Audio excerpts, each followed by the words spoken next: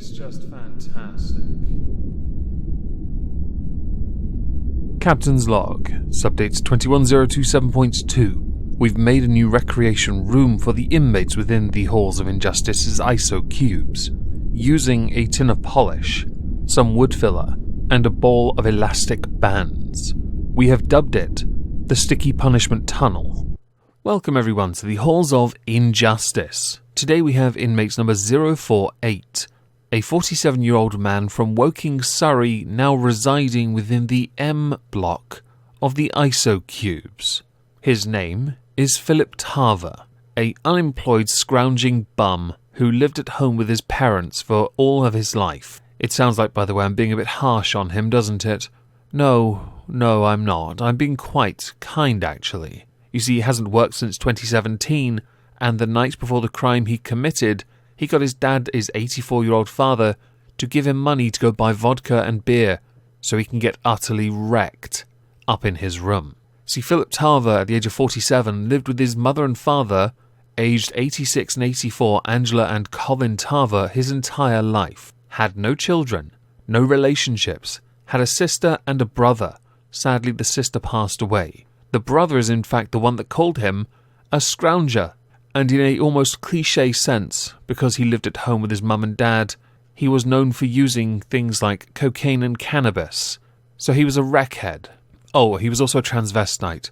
Not an important factor, but it does make things seem a little more glamorous until we get to the crime in question. Prior to the crime he committed that has put him in the ISO cubes, Philip Tarver also had 6 previous convictions for criminal damage and public order matters. This particular perp is a lifer, it seems.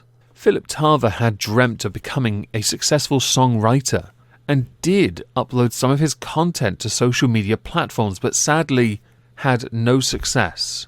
On the 19th of December 2019, yes, we're going to skip to the incident that's put him in the cubes, Philip Tarver came downstairs, dressed in a woman's nightdress, and began to spring clean. He continued by pulling wires out of the television from the wall, which had annoyed his father because they had planned to watch Bargain Hunt.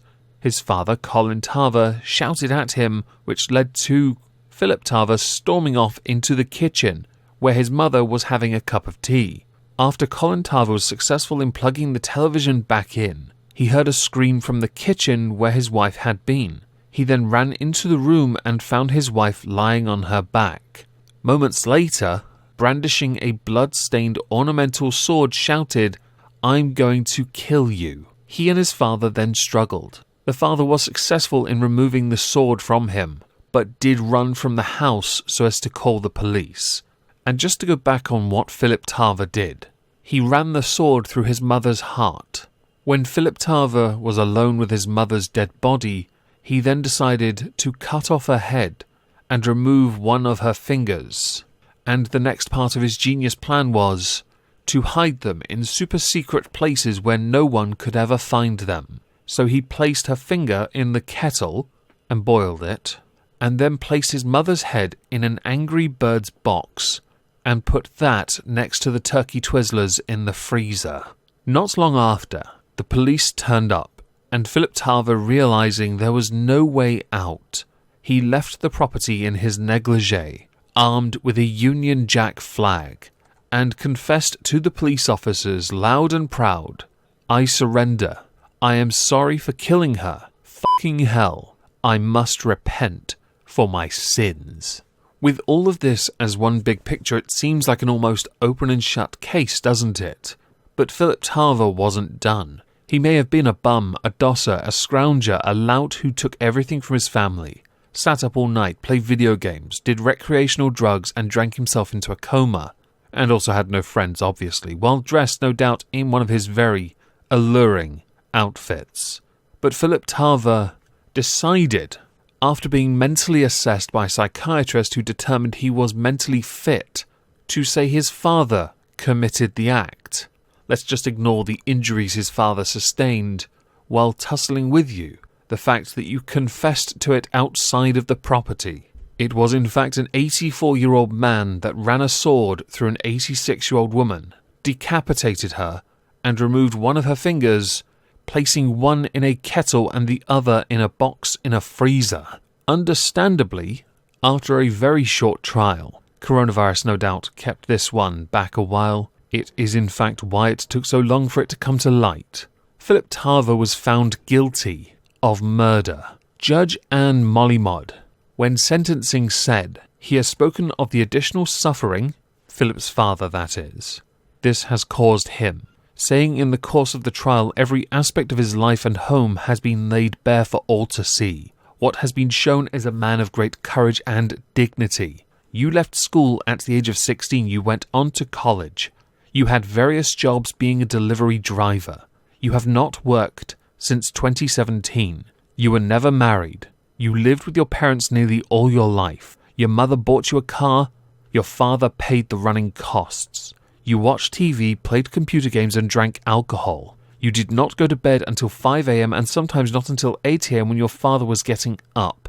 Your mother was particularly vulnerable. She was frail, elderly, had limited speech and limited mobility. You dismembered her body." Colin Tarver also spoke and said she was a devoted wife and grandmother. Despite having a stroke in June 1991, she was determined to carry on a normal of a life as possible. Over the years, she became more and more disabled, but carried on despite this. "I have lost my best friend and the love of my life. She was the light of my life, and now the light has gone out, cruelly extinguished." So as I earlier stated, Philip Tarver was in fact found guilty, and there is a sentence. Yes, you can now go to your cell. Yes, turn that force field on. You can now have a look for all the years you're now going to be in that cell at your mother. Have fun with that. Those screens don't break, by the way. Philip Tarver was sentenced to life by Judge Anne Molyneux, with him having to serve a minimum of 19 years. So there's no half sentence here.